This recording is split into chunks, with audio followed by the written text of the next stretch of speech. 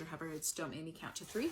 Chapter 11, Setting the Standard of Obedience. He writes on page 119 that parents need to spank for attitudes, and that she spanked one of her children more for disobeying with their attitudes than for direct disobedience. And she quotes Philippians 2, do everything without complaining or arguing, and 1 Thessalonians 5, be joyful always. Parent, again, is going to be determining a child's heart. Are they joyful enough? Are they cheerful enough?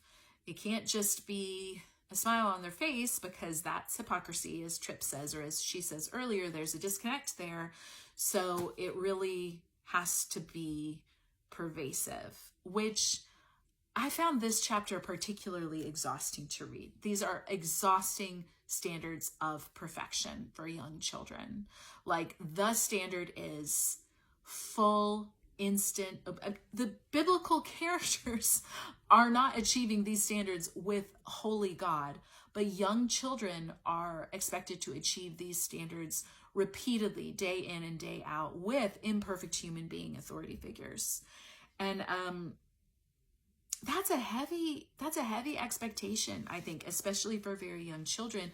I don't think there's spiritual grounds to say that this is at all something that's a particularly Christian parenting perspective. I talked about it before. There's a host of theological traditions that talk about when children are able to, as God says about Nineveh, the people of Nineveh, I think, know their right hand from their left hand.